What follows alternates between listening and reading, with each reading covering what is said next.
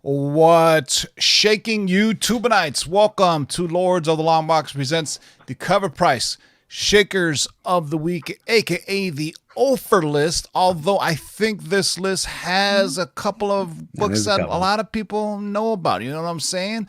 And since tomorrow is Friday, it's time to drop some freestyle music for you for Freestyle Friday, even though it's Thursday. But I'm not going to see you tomorrow. So sit back, relax, put on your headgear. We're going to give you a trip through the atmosphere. It's a man world. It's a man world. It's a man world. It's a man world. It's a man world. It's a man world. Baby talk.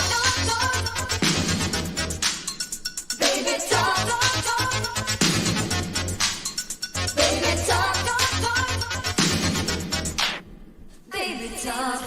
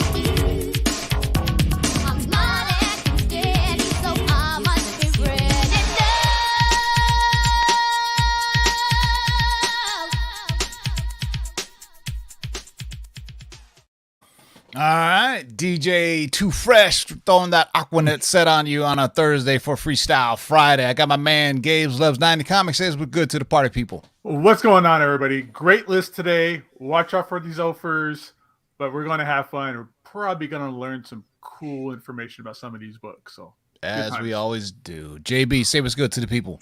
What is up, everybody, on our Thursday night show? Remember, if you're enjoying us, and I know you are, hit that thumbs up during some point of the show. Hit the thumbs up. We're going to have a good one. Wait till you hear some of the knowledge we're going to drop on you, starting with number one. Going to blow you away. Yeah, that's right. As always, the show is sponsored by our friends over at CovrPrice.com. Sign up for a 2-week free trial or $6.99 a month for your price guides, collections, and trends. Also, our friends over at Key Collectibles. If you need somebody to press, clean, submit, facilitate your books to CGC, hit them up on Facebook.com/Key Collectibles or Instagram.com/Key Collectibles. If you're listening back on the live chat or on podcast, I had to verbalize that for you. Also, from our friends from KRSComics.com, go to KRSComics.com. Use the discount code of LOTLB to save yourself some Skrilla on crazy books like this. I know a lot of people really like this Viper cover by John Jang, and the Will Jack Baroness cover is also sick. That dropped Wednesday, but Friday, boys and girls, boom, Spider-Gwen, Gwenverse #1, the Mike Mayhew variant cover drops at 9 Pacific, noon Eastern. You know, everybody loves them some Gwen. Always. Also, let me bring up something as well, since we're talking about the CovrPrice crew. Really quickly is, we always talk about kind of old books on here, but, they also have new books on there. And that's right. Let me just show something here real fast. I should have uploaded it, but you know what? I'll do it. I'll do it. Yeah, I'm slow to things, but here, let me show where it is. But yeah, everybody loves Spider-Gwen, and everybody loves X-23, so you get a mixture of both of that in here. Yeah. This is the top 10 selling books that were on CovrPrice this week. So just give you an idea of where the market is. KRS. This is just on KRScomics.com, and they compile this list. So number 1, Spawn 327 from Todd McFarlane. Star Wars Dr. Aphra number 19, the Sprouse Lucasfilm 50th variant. Venom, the Lethal Protector, the Sienkiewicz variant.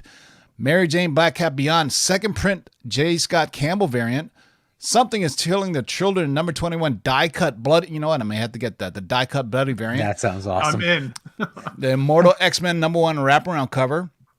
This is my favorite by far, and this has been on the cover KRS Comics Top 10 for 2 weeks straight now. It's Strange number 1, the J. Scott Campbell Clea variant as Sorceress Supreme. Spider-Woman 21, the David Nakayama Carnage Forever variant. Catwoman number 41, the Jenny Frison cardstock variant. And Venom number 7, Woods Spider-Man variant. Those are from our friends from KRS Comics. So you can tell, if they also have a pull list that you can buy these on. So it's not just these gorgeous exclusive variants they do, but you can also pull like regular comics. A lot of times when comics are sold out, I go on to KRS Comics and see if I can buy some on there. They're just like Midtown, but except for they're better. Because I personally know on their exclusive variants, I know that they press them before they mail them to you. So once again, this is the weekly Shakers list, boys and girls, coming from our friends over at CovrPrice.com, focusing on new sales or the most interesting sales found on their exclusive daily Shakers list.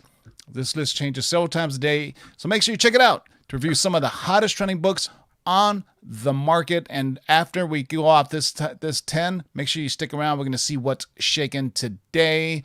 But let me cue up some music for JB so he can sound super cool. Oh, I need music to sound super cool, huh? I'm just saying, man. Rock it out with your cock out. Here we go. What do we got for the first one? All right. Before we get started, shout out to the writers over at CovrPrice, man. Fantastic stuff. First up, we've got Amazing Mysteries, issue number 32, originally published in 1949 from Marvel Comics. Now, in a world of first, this is one key Marvel book to not overlook. While this week's $975 raw sales marks a new high that we've recorded, it's still way undervalued. This pre-code horror is Marvel's first ever horror comic book. It was formerly known as Submariner Comics, rolling from issue number 31 into this title. And back in 1949, pre-code horror books were highly scrutinized for their violent, gruesome, sexual, and even satanic covers. We've shared enough covers here that makes it hard to disagree with those who wish to shield their children from such material. Now, while the comic code start is still 5 years away at this point, this issue included a letter to the reader that specifically addresses this controversy. It's not well known that Marvel was a prevalent player in the pre-code horror world, but this issue is literally a testament and written proof of this crazy moment in time that would bring us about one of the most significant changes to comic books for over half a century. That is an amazing story. Yeah, so that's pretty cool for history, knowing that this is the first Marvel comic book, a horror comic book. If you think about, all the horror books, I mean, 1949. If you think about 50s was really when kind of horror genre really took off. But in the 40s, you remember it was a lot of if you think about all the World War II stuff that came out, you had a lot of superheroes fighting the Nazis and the Japanese and everything. And then, this is definitely Cold War. So this is 1949. I would say, right around the 1950s is when you really started seeing these crazy horror covers, right? But pretty amazing, pretty cool. Amazing Mysteries, issue number 32 from 1949. For $9.75 for raw, I think it's grossly undervalued. Isle of No Return. Yeah, I wonder if CGC would even put that on the label if you got it graded that it was Marvel's first horror book. All right, we go from Amazing Mysteries onto another Marvel book. What do we got, Gabe? All right, coming in number 2 for Shakers, we're looking at Captain Marvel number 28, the regular edition. This came out from Marvel in 1973. We often mention how today's collector slides down the line of affordable keys in their budgets for their favorite character. Well, this issue features several notable key appearances, such as the first appearance of Ion, the third appearance of Drax the Destroyer, the fourth appearance of Thanos, and the second cover appearance of Thanos.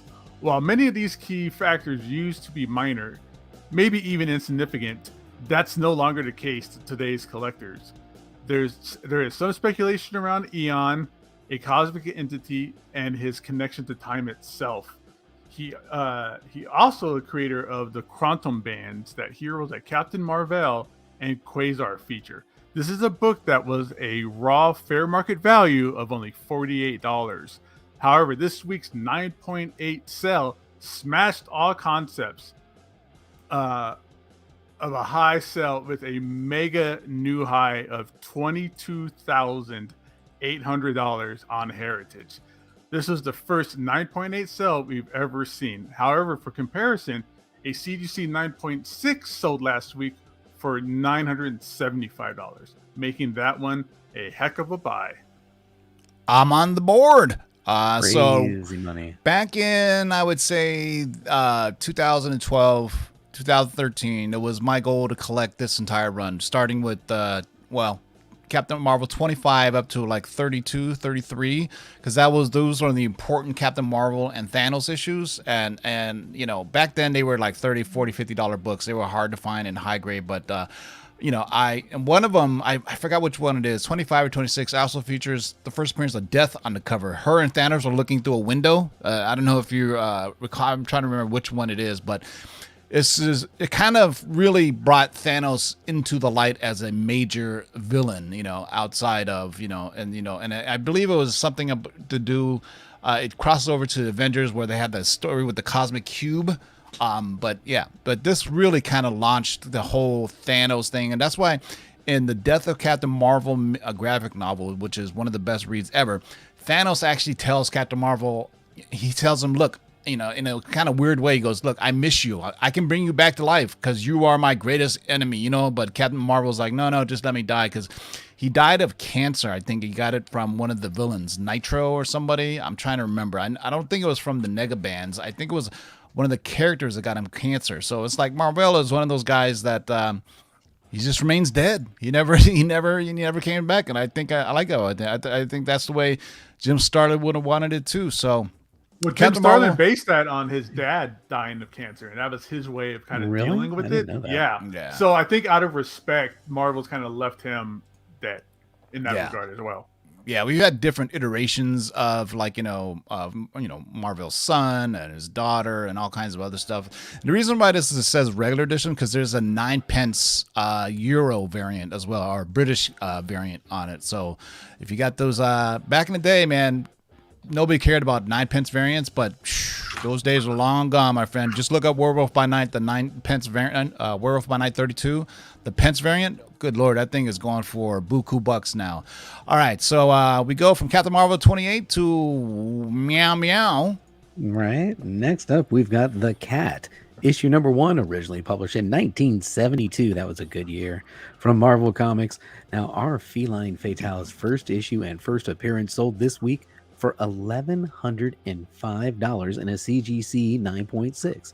This is a groundbreaking moment in comic history. This book was one of 3 conceived by early 1970s Marvel to appeal to a female audience.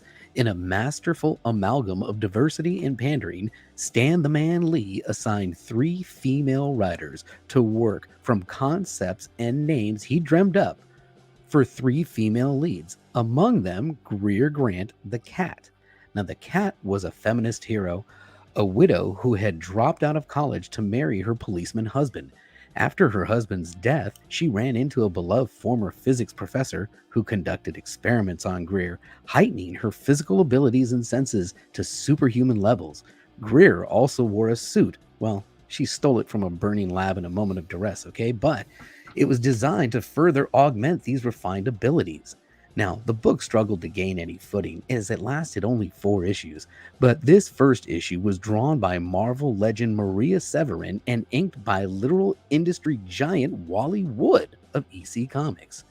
The Cat appeared in an issue of Marvel Team Up alongside Spider-Man before being fatally wounded and resurrected as Tigra, the Werecat woman in a giant-sized creature number 1. As Tigra, Greer Grant ascended past her turbulent beginnings by joining the Avengers, becoming a charter member of the West Coast Avengers, and appearing in the 1999, now think post-bankruptcy pre-Disney Marvel, Avengers United the Stand animated series. Now, remember the super cat suit we discussed earlier? Well, that was found by the 1940s teen soap opera character Patsy Walker. She was like Archie Comics, but for a larval version of Marvel. When she was hanging out with the Avengers in 1976, she wore it to become Hellcat. But this isn't about her, is it? Sit down and wait your turn, Patsy. This book, Claws of the Cat, #1, is a moment. It can be cherished as an example of women in comics working on a female lead character when that wasn't the norm. And well, it's an example of pop art imitating life at the height of female empowerment in America. Absolutely well worth this new high sales price. Yeah, I think a lot of people get the Tigra and the Cat and Patsy, version and the Greer version mixed. I mean, at one point, I believe Hellcat was a member of the Defenders, if I'm not mistaken. I remember there was like just a weird group, and then we talked. I was on last week's Shakers list where we looked at that other one where it was the Werewolf by Night book, or it was a book with the Cat and the Werewolf by Night, which is also and also. Let me see. She appeared on Jessica Drew, a different version of her, though. I mean, at one point, she was going to don the suit, but we never really got to see the Hellcat in all her glory. But it would be dope. But that's amazing that this book. Tivo, can we check that price too? Because the read said $1,100, but the graphic says $2,640. Yeah, well, I got this from the updated date today. So Okay. yeah. So I read $1,104. Sorry about that. No, there was another sale. Another sale. Yeah. So what was the sale on that one? February 12th? It just says this week sold for $1,104 in a CGC grade 9.6. Yeah, there was another one that sold the day after because I was looking it up. So yeah, so you'd be amazed. I mean, if I look it up right now, I'll tell you just to be sure. Hellcat was on the Defenders, right? Yeah. Let me see. So actually, the one on the 14th sold for $1,100, but there was a one from February 13th that sold for $2,640. Got it. Somebody paid a whole $1,000 less than the day after. So who knows what? Exactly. Somebody's going crazy, or maybe it was signed or something like that. But you never know, man. But the Cat, issue #1 from 1972 in a 9.6. What do we got next? Oh, something pretty modern for this list. This might be everybody's chance to hit it on the board. Because #4, we got Convergence, Superman #2 from DC Comics back in 2015. Alongside collectors, there's no bigger debate battle than first appearances versus cameo appearances. But the new debate lies in which a character's first appearance as a baby counts as a true first appearance. If you mentally already answer that question, then you can see how such a debate exists. There are champions for both perspectives. Pre-COVID, the baby first mattered camp were in the minority. The most notorious book in this rare debate is Uncanny X-Men 201, the first appearance of Nathan Summers as a baby, who later appears as Cable in New Mutants 87. New Mutants 87 is considerably more valuable than the 201. However, this scenario is not played out the same way for John Kent, aka Superboy, aka Superman. Arguably, John Kent is quickly growing into a key character for DC. It's clear that the publisher has long-term plans, which makes him one of the best, or at least the most accessible DC characters to invest in. His first appearance is this issue as a baby is rapidly outpricing all other keys. For example, last week, Raw sales hit a high of $82 with an all-new price sale of $825 for a CGC 9.8. For comparison, his first appearance as a child in Superman Lois and Clark #1 typically has slow-moving sales at about $7 raw and a mere $40 for the variant. We then see him age quickly through Superman Volume 4 with a first appearance in costume in Superman 4 #2 and officially introduced as Superboy in issue #6. Those are both available below cover price. John Kent effectively takes on the mantle of Superman in Superman Son of Kal-El #1, which has multiple pricey variants. Though with such a price surge on his first appearance as a baby in this Convergence Superman #2 issue, it's worth mentioning that the rest of these early keys seem super undervalued. This is a good book. This is not only just cool because of his first appearance, it's a great read and was the only thing in Convergence that was worth ever touching. I was gonna say can't say it's a first appearance, man. Come on. That's what I was gonna say. Convergence was not a good storyline. It was pretty much panned, but I can remember. Do you remember the NYX spec when she was like a sample inside of a She was that Wolverine on the wall. Yes, that Wolverine yes. 88 book. Or Exactly. whatever? Yeah. I mean, it's gone from first appearances to cameos to embryos to now, and first tubes. mentions. Yeah. First, mention. yeah. Go but out there and get that Avengers 67 first appearance of man. Adamantium. Yeah, that'll be great when next one goes. Yeah. Well, we're talking babies now. That's kind of crazy. First appearance of babies. So now you got to go look up every time your first appearance of a baby pops up. So Franklin Richards. See what happens when Fantastic Four starts. That one too. Yeah. Blowing up. Convergence, Convergence, Superman issue #2. Who would have thunk we'd ever have a Convergence book on here? All right, what do we got up next? All right. Next up, man, some of you guys are going to know this book. Coyote issue #11, originally published in 1985 from Marvel.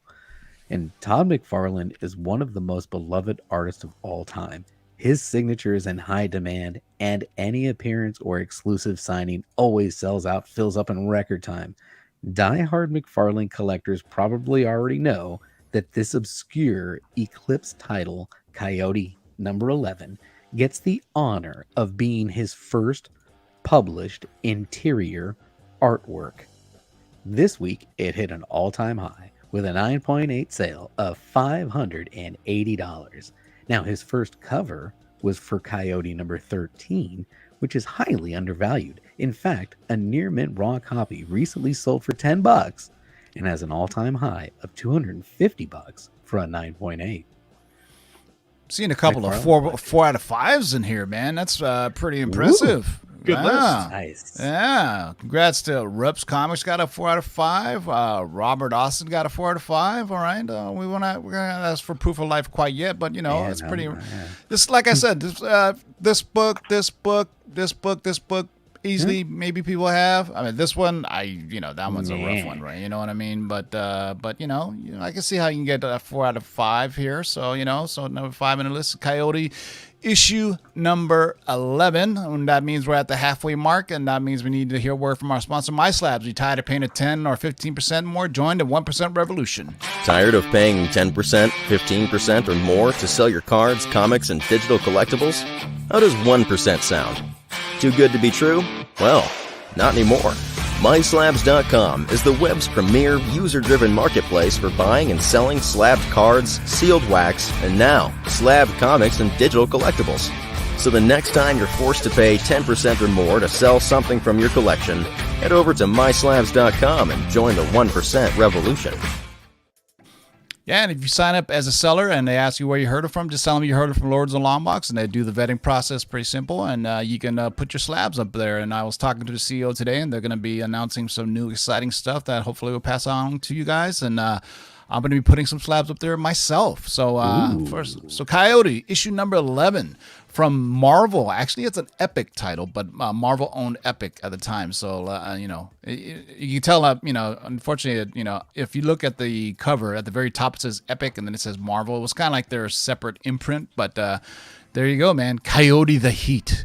All right, what do we got up? This one, if you have this one, kudos to you, because this one blew my mind when I saw this on the list. This is a great one. Check this out. We got Ewoks #10 newsstand from Marvel back in 1986. In 1986, Marvel displayed this popular Marvel frame cover across all their titles to celebrate the 25th anniversary of the Marvel Universe.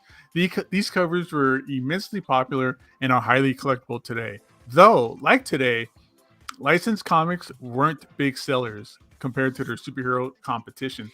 That made frame covers quite valuable for series like Care Bears, Muppet Babies, Heathcliff, and now this Ewoks book.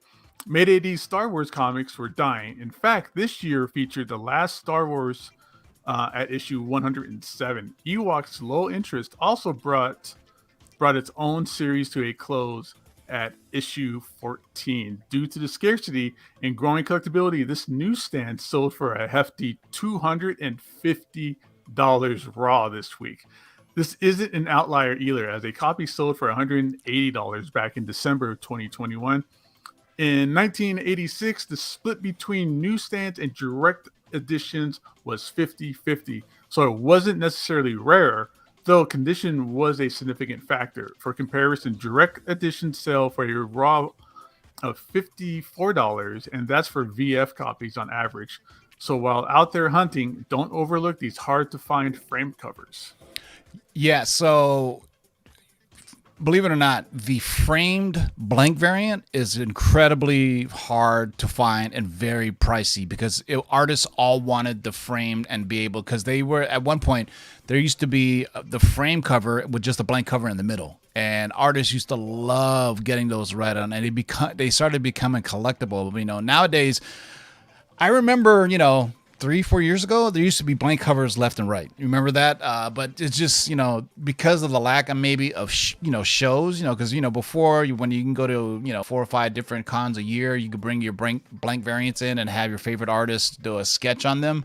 But look, if you could find it, look for the framed blank variants. Those are very sought after, and get somebody to sign to work on, because it looks dope whenever they do draw your favorite character on it. I forgot what issue it is, but there's one where it's just blank. There's nothing in the middle. There's no Ewok. It's just a nice piece of white canvas. Probably 1986, probably one of the earliest blank covers I could think of, or it may have been after this, but they redid the frame again with the all blank cover. Somebody in the live chat can correct me on what year that blank actually came out, but it's one of the more sought after blank variants, because typically nobody really cares about blank variants, but I know artists buy tons of blank variants so they can do sketches at cons. So Ewoks number 10, the newsstand edition from 1986. All right. Next up is actually an homage to a famous Rolling Stone cover. Yes, it is. Love yes, this it book. is. All right, next up, we've got Gen 13, issue number 1, the Jeanette Jackson cover. Originally published in 1995 from Image. Now, amongst all the content and new character weekly hoopla, Gen 13 has been quietly increasing in value. Granted, it's nothing crazy, but it's time to not overlook J. Scott Campbell's first limited and ongoing series, with Gen 13's number 1 limited series featuring his first published cover art, only preceded by the Purple Ash can that was inked by Alex Gardner and distributed at conventions almost a year before, which are both fantastic books to buy into. Now, after that 5-issue series was met with great success, it moved on to an ongoing series. It was the first series to have numerous variants, exploding the variant game in a major way that really hasn't slowed down ever since. With 13 variants, most were sought after, though there were several frontrunners like this Jeanette Jackson variant. It's been pricey for years, floating around $50 FMV. However, this week, a raw copy hit a new high of $100. Some of the other variants out there, like the lingerie cover at $90 raw this week, have followed suit in hitting their new highs. So there you go. They're only going to go up, so you should see a nice 9.8 sale here the next time one sells. Go out there and look for yours. Look for these at your LCS today. Happy hunting, or you know what they say. Yeah. When Gen 13 came out, it was tons of covers. My favorite probably is the Pulp Fiction cover. If you remember, they did 13 covers. Yeah, they did 13 covers, and one of them was like a homage to the Pulp Fiction cover, the movie poster cover. And you don't understand how big Gen 13 was in the 90s when it came out. It was absolutely gigantic. Yeah. Shout out to Joey, the Stuntmaster. Marvel's Project number 1 is the framed blank cover. Thank you, Joey. I love our live chat. You guys are dropping are the best live chat on the YouTubes. I swear to God. So Gen 13 number 1, the Jeanette Jackson cover. This is cover H, by the way. There's a ton of them. All right, we go from Gen 13 to something a bit newer, but not so easy to get. All right, so number 8 here this week is Miss Marvel number 1, the Art Adams 1 in 100 sketch variant from 2014 by Marvel. Art Adams slam dunked these incentive ratios for Miss Marvel number 1, the first solo title series for Kamala Khan as Miss Marvel. The 1 in 100 black and white version of the 1 in 50 with a red and yellow title hit a new high this week. This is a fun issue for Miss Marvel collectors who like to hunt down the mini Sarah Pichelli variant late printings with different colored titles. The 7th printing sketch variant with the green title is the most prized, a CGC 9.8 selling for $750 last October. But where the Pichelli covers feel dead serious, Adams captures the youthful enthusiasm and dynamicism of an emerging Miss Marvel. This incentive ratio sketch variant is a banger, regularly selling for over $750 in the graded 9.8. And this week, it sold for $1,275. Wow. Yeah. Art Adams is one of my favorite he's amazing. Cover artists. And this is a black and white 1 in 100 from 2014. So I think I have the regular, not the black and white of the was the regular 1 in 50? Because I'm trying to remember if they 1 did in 50, and then this yeah. one was the 1 in 100. Yeah, the 1 in 100. Can you imagine that print run though? I mean, Miss Marvel to this day. Just wait till the live action comes out. You know, not everybody's. Obviously, there's a fan base for it, but whenever they do, she does make her live action debut. This book is going to blow up. Any first appearance of Kamala Khan, Miss Marvel, anything of those iterations. I mean, you know, collectors don't care about what the character does or doesn't do as long as they have the first appearance, right? You know, that's you guys. That's all they care about. So Miss Marvel number 1, the Art Adams black and white 1 in 100 variant hit a cool 1275 and a 9.8. All right, what do you got up next, JB? All right, next up, we've got Ruby, number 7, originally Good published Lord. in 2020 from DC Comics. Now, due to low sales, the manga series Ruby was canceled at issue number 7, along with issue number 6 and 7 of Genlock. Since they were completed, both series were offered up digitally only. However, Ruby number 7 and Genlock number 6 were reportedly printed and held in Diamond comic distributor warehouses back in May of 2020. It's unknown what happened to those 2 issues, though copies of Genlock number 6 started popping up for sale on sites like eBay in March of 2021, hitting a high of $200 raw. Now, Ruby is a bit different, as it has only 1 copy appear since it was reported. That copy popped up last week and sold for a massive $1,800 raw. Now, the Derek Chu variant for this issue is easier to find, as they were released to Walmart as an exclusive within their comic packs. That variant also sold for an all-new high of $113 raw this week, most likely due to the attention from the standard issue sale. Are there copies floating around out there? Or was this a comp copy sent to the creators? Just in case, better keep an eye out for it. I actually like the Walmart variant better. It has more color to it. So you're telling me that Diamond lost these or held onto these and never released them, and then all of a sudden they started sporadically popping up somewhere? Well, that's what it says here. There's that Ruby 7 and Genlock 6 were reportedly printed and held in Diamond comic distributor warehouses back in May of 2020. But the Genlock 6 started popping up on eBay, and now 1 of these Rubies has popped up. That sounds pretty fishy to me. Just like when they send out comics that have errors in them and they tell the retailers to destroy them and they'll replace them, they don't destroy them. You know what I mean? Trust me. I never destroyed them.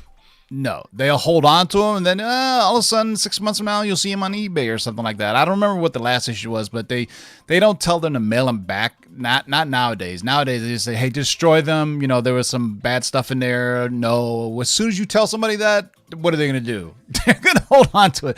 They're going to slab it. They're going to put it away. They're going to do whatever. Once you tell somebody that, hey, we made a mistake. Oh, come on now. People, it's all about, if it's an error, then I want it. There was, I know some issues that were sent to a shop by mistake that weren't supposed to, and immediately they were sent on eBay. I even know some people on Instagram who posted about it, but they weren't even supposed to be there, or some other shop was supposed to get them, something along those. This happened like a couple of years ago, but it was pretty interesting. I mean, nowadays with social media, everybody's going to share it. So to me, I'm wondering what the real story around this is. But either way, Ruby issue number 7 sold for $1,800 for a raw dog. That is mind-boggling to me. But anyways, what is the last book on the list?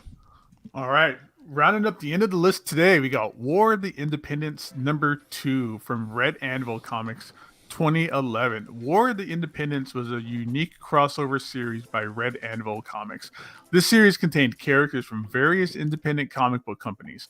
For example, the series featured over 200 indie favorites like Bone, Ant, Bomb Queen, Milk and Cheese, Flaming Carrot, Cerberus the Aardvark, Faust, Madman, Usagi Yojimbo, The Tick, Zen, Too Much Coffee Man, Megaton Man, The Max, Scud, The Toxic Avenger, Captain Canuck, and of course, Gumby and Pokey. It was the first and only time these characters interacted together in this one storyline, and we'll never see it again. Despite being limited to 1,500 copies, the first issue is relatively cheap at $15 to $30. However, issue 2 moved a copy for $250 this week, only outsold by a raw copy in 2021 for $255.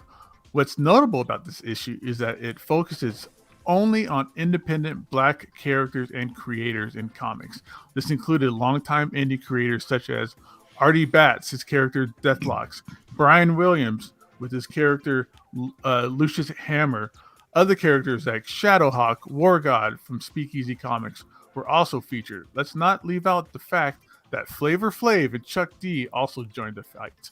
This print run is unknown, but due to its book's scarcity, it must be low. As noted, this 3-issue series features a collaboration that will most likely never happen again. So keep an eye out for all 3 issues. Did you say Faust was in this? Yeah. Like the Tim Vigil Faust? Tim Vigil Faust. Yep. Oh my God. That is when I was, man, that was a crazy ass comic when I first got it, when it came out in the 90s, because I was like shocked. First of all, the art is incredible for black and white, but it is incredibly graphic too. Like it is definitely an adults only book. Like you would never see a live action adaptation of it, although I would love to see it. Give me some Faust. But War of the Independents, it's like every character but Image. All right, as if you think about indie characters, there's no Image characters in here, right? I think about it. Well, Shadowhawk was an Image character, right? Right. Yeah, so that's pretty cool, man. The War of the Independents. Nowadays, like I always say, you will rarely ever see, this kind of collaboration happen. But I just recently read, War of the Independents issue number 2. I just recently read that they're going to be printing DC and Marvel are going to be reprinting 7,000 copies of the Marvel versus DC book from George Perez. Hopefully the proceeds get to George Perez's family or somebody, but I read that online that they're going to be doing, reprinting that book. I think it was George Perez that worked on that book, right? The Marvel versus DC. No, it's Justice League Avengers versus Avengers versus Justice League, right? Yeah, JLA Avengers. Yeah. So the two publishers got together and said they're going to be reprinting them, which is pretty amazing because nowadays, back in the day, there used to be a lot more crossovers. But you rarely ever see that happen. I remember one time there was a company-wide crossover between Image and Marvel. You remember those? And my favorite issue, I think, was Michael Turner's cover for Wolverine and Witchblade. Do you remember those? And I think Mephisto was the main catalyst of that. But it's like one of those things where just because of the way the publisher's set up, everybody wants the intellectual property, so we shall see. So let's go see what's shaking today, boys and girls, and see if you guys can find some interesting stuff on here. I know I should have this done by now. Look at that. Oh, boy. Badoosh. Let's take a look at it. Go. All right, here's an interesting top 10. I told you this Mandalorian Grogu cover was going to be hot, man. Obviously, Illuminati stuff going crazy. Most units sold. Look at that. Moon Knight, Darth Maul. This X-Men Adventures book is going to blow up once the new animated series comes out. As soon as I heard the rumor about it about a year and a half ago, I started buying them up. So I'm sitting pretty, so I can retire. Just kidding. All right, let's see what's shaking today, boys and girls. Look at that! Damn, I got 3 of look them. at you. You're just showing off now. Fire! Man. Hey, man. Fire! Hey, I have a Strange Tales #1 first appearance of Doctor Strange, 5,250 for 4.0. That's not bad at all. I have a 5.5. And you can't even tell he's in that book. He's got what do you got? Paste pot. It's not even it's not even his first cover appearance. His first cover appearance appears a few issues later, and he's just in the bottom corner of it. But it looks like some books are shaking because of quite possibly the reveal of the Into the Multiverse of Madness. I mean, you would think X-Men doesn't need a push, but I call it the Feige effect. That was a raw book, man. That's a lot of money to spend on What do a you raw think book, those bro. pictures look like for that guy to be sending off 7K? Well, 9.4 Lord. in 2018, so for 153 grand. So all it takes is a live action Feige effect, but we're all about horror on this. So look at this horrific issue #8 from 1953. Look at that. That is a weird looking ass vampire. The satanic. Thing. We were just talking about how they were talking about satanic thing. The satanic weaver of suspense, who relates 4 ghoulish tales of horror to turn your blood to ice. Introducing the Teller. No wonder they had a comic code authority after their parents, right? Speaking of indie books, when I was growing up, this was the indie book to get, man. Cerebus, the Aardvark from 1977. Man, think about it. That book is like notorious for having fakes out there too. So watch out, everybody. Yeah. To think about independent comics from 1977, because you think about independent comics were really in the 80s, right? Teenage Mutant Ninja Turtles, The Tick, and all these other really in the 80s. But 1977, man, that was Marvel and DC kind of dominated the Bronze Age, to a certain extent. Wow, look at Superman.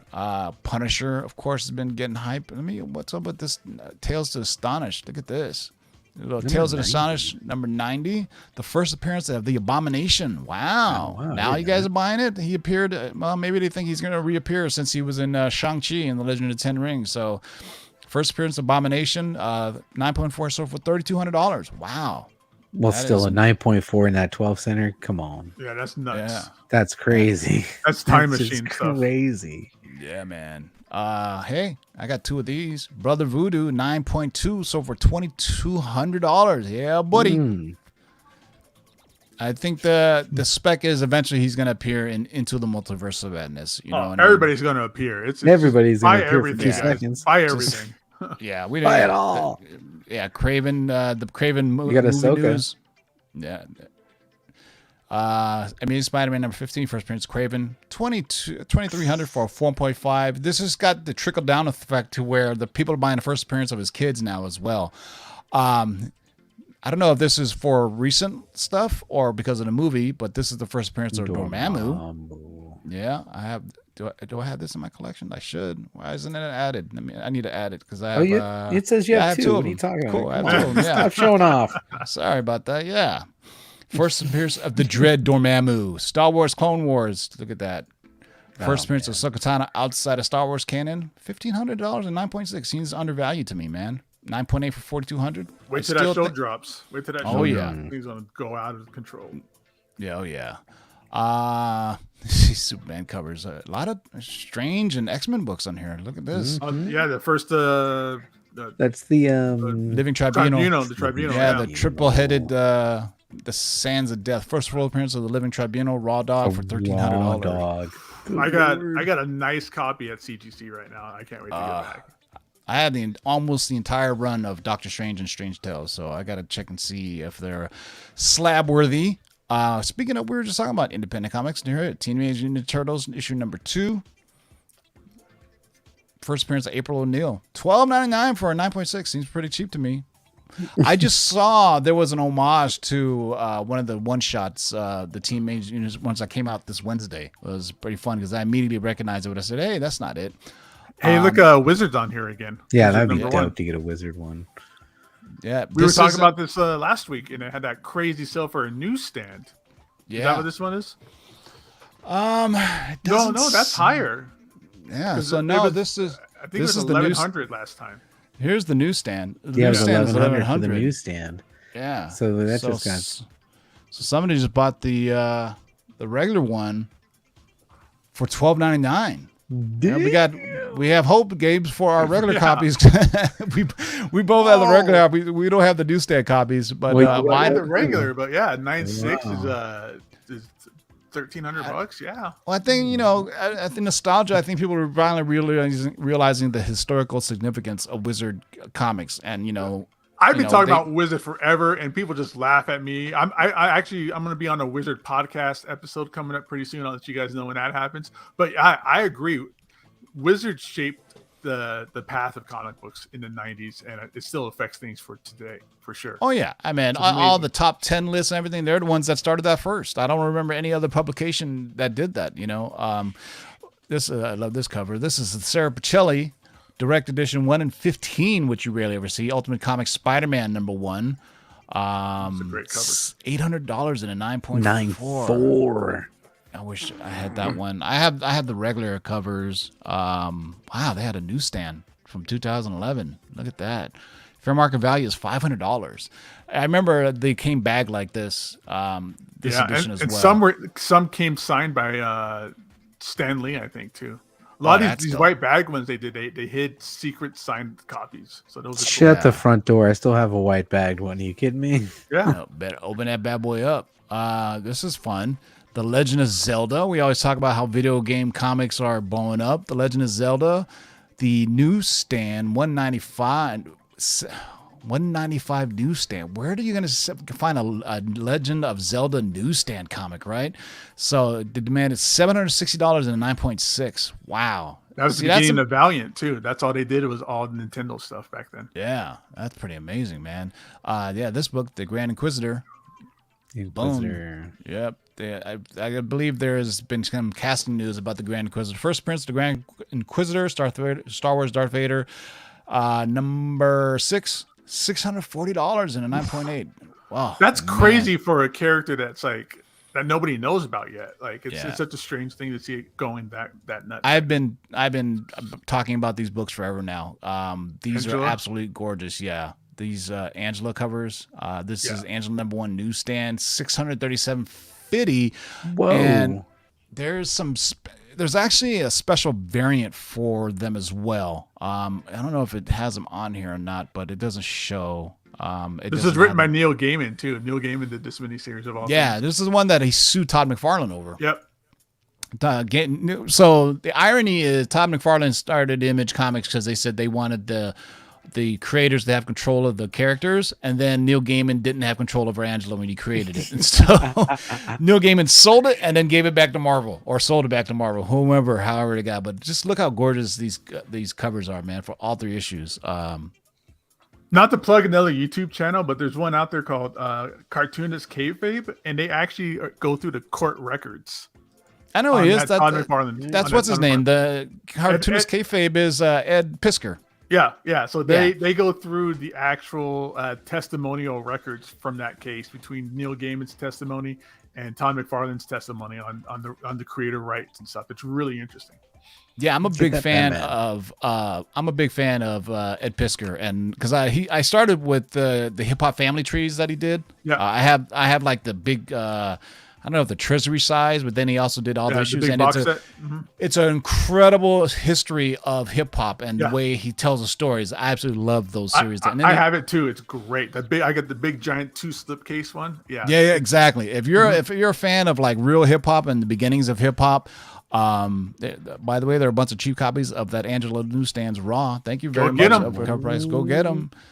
Telling you. Yeah. So if you're a fan of hip hop, like it goes all the way back to Grandmaster Flash, and it talks about DJ Cool Herc and DJ Red Alert and everything, and the history of like the Beastie Boys, Run DMC, and it's all done in a comic book, and it's just a fantastic read, man.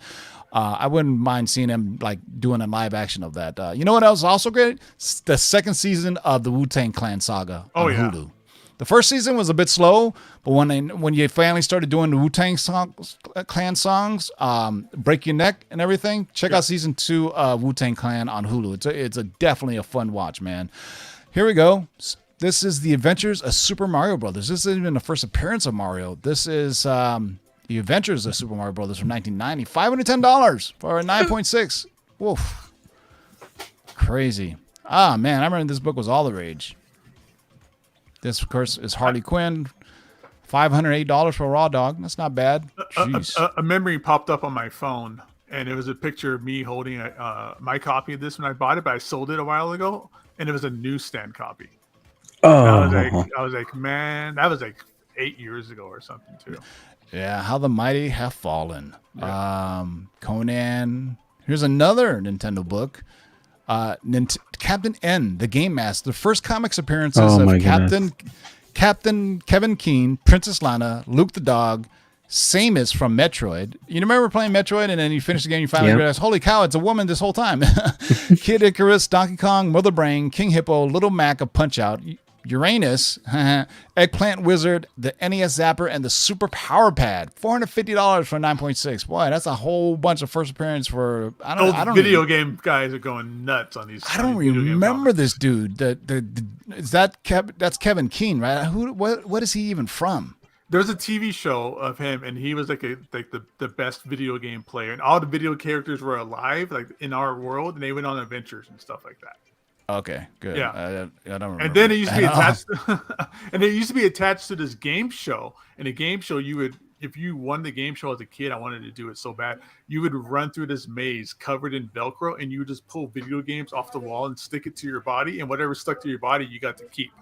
That is hilarious. Yeah. I remember there used to be a thing, right? There was a game where you had to call in, and it was like a video game through your TV, and you would just go say blast, blast, blast, blast, blast, and you would pow, pow, pow. And if you got like a high score, you went something, but you literally had to call into this TV channel to do it. I forgot what channel it was. Like KTVU. It was like channel 2. I'm not tripping when I remember that, right? No, okay, because roll up one row, because I want you to check what that Conan the Barbarian 24.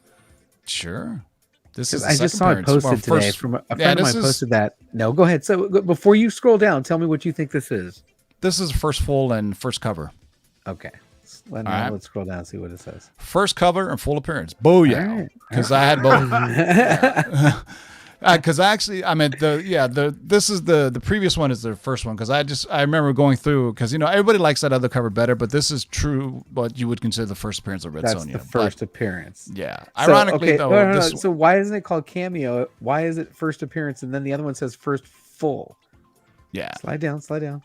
Yeah. What's the difference between first appearance and then full appearance? What's that mean? Let's see. She just appears on it. First appearance of Red Sonja.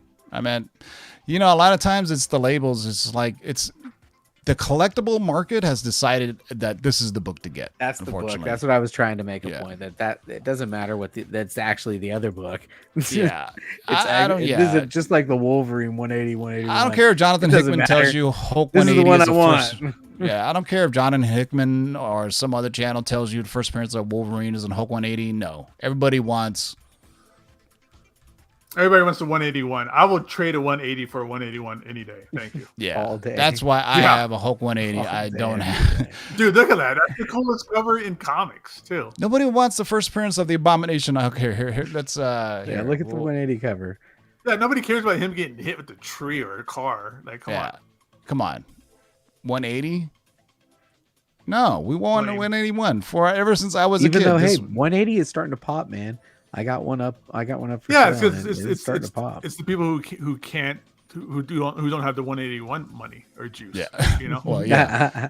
I know there was a lot of people who were really pushing this, and Jonathan Hickman kind of kind of hyped it up even more. Do you remember when Hickman did his new X-Men series? Yeah. And in the indexes it said like first appearance, and then when he said first appearance of Wolverine is Hulk 180, all the people who were pushing the book were out to say, well, I told you so. We're like, no, no, yeah, sorry, Charlie. Starkist wants tuna, but anyway, so that's neither here nor there. But there you go. CovrPrice said we should update it. There you go. They heard you, JB. So so it'll be the Red Son Conan number 23 will be a cameo. But I think what it is that only collectors care or use those kinds of terms, like first appearance, first full appearance, things like that. So like creators and the people who work at Marvel and those folks, they don't really get it. So they just call it the first appearance. Hickman the first literally appearance is 180, but the first full appearance and full appearance is just a collector's term. Like when nobody Hickman else was doing use this, that. So when Hickman was doing it when Hickman did the index of first appearances and characters, do you really think he was just like, he just went to the Marvel Wiki page, and the Marvel Wiki page says it's Hulk 180, right? It's 180. But for the longest time, it's what the market dictates what it is, Yeah. 180 is the first appearance, but 181's the book to get. Like you get best tip ever from our friends at CovrPrice. Just rip out the last page of 180 and tape it onto your 181. Then you have it. Then you have it covered. By the way, we don't endorse that, but if just kidding. But yeah, I've seen crazier things happen. People are just buying a panel or a page or coverless. I've seen just pages of like Action #1 graded. It's pretty cool. I've seen my friends in CovrPrice know this, but the first appearance of Superman is in an advertisement before Action Comics 1 came out. I forgot what the name of it. It was like Amazing or Action Jungle Comics or whatever. But there was an actual panel that shows the first appearance of, and it was a preview of Action Comics #1. So technically, it's the first appearance of Superman, but obviously it's not a multi-million-dollar book. I think Tech 27 has the same thing too, where they showed it a month before that. Tech 27, there's going to be a new character called Batman. Just like if you just Google it. At one point on my Instagram, I actually took a screenshot of it and I posted it. I didn't have the book though, but I was just saying, hey, because it was just it was at the height of the 180, 181 just idiocy. I was like, well, in that case, this is the true first appearance of Superman. It's not Action Comics #1. It's this book that shows a preview of it. And just like the Marvel Preview 89 book, or what was that Marvel Preview book that was hitting $4 or $5 grand last summer? The Miles Morales cover one? Yeah. 95. It was a Marvel Preview 95. 94. 94 and 95. that would really cause people to go lose their damn minds. Somebody's still sitting on a bunch of those and probably lost their, they probably lost their wallets on that one. But Malibu Sun is worth much more than Spawn #1 appearance as an appearance. What was that? We had that other, was it last week that we had the book that had the Spawn advert inside of it? Yeah. That was before the Malibu Sun, or is that the same time? It was before the Malibu Sun. Our friends our CovrPrice are on it. Thank you, Matt. More Fun Comics number 31 features the first appearance of Superman. Okay, it's not a cheap book, by the way, but it has an advert inside of it that for Action Comics #1. So go look up More Fun Comics number 31. There you go, from 1938. Incredible All right, knowledge. Matt from CovrPrice. All right. We're tired of dropping so much knowledge on you. It's taxing, guys. We got to go, man. JB, any last words? No, man, just thanks for showing up tonight. And we really do appreciate each and every one of you guys hanging out with us on a Thursday night. If you had a good time, give us a thumbs up and check out my YouTube channel if you get a chance. Thanks for stopping in. All right. Gabe, any last words? All right, guys. Thanks again for having me on. Thanks everybody for showing up. Great show. See you guys around next time. Yep. I don't know if I'll see you guys Sunday or not. We'll find out from Mikey Sun. We're supposed to be doing a long turn spec. This is the last time I play this outro because I'm going to remix it and do a new one. So until next time, boys and girls, keep digging in them long boxes. Peace out. So I can find it. Hold on. Is this it? Oh. That's not it. Hold on. Let me find it. Trying to find the outro here. Here he goes. All right. Till next time, boys and girls, keep digging in the long boxes. And this is the last time you see this remix.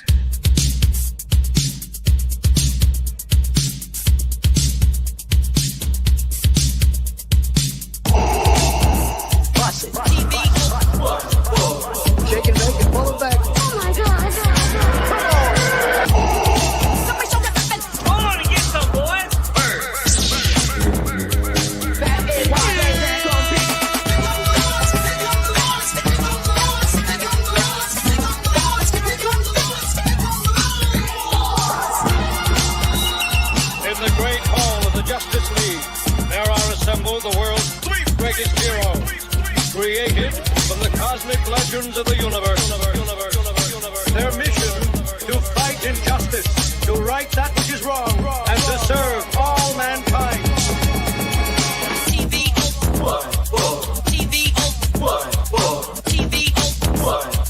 Now that's a name I've not heard.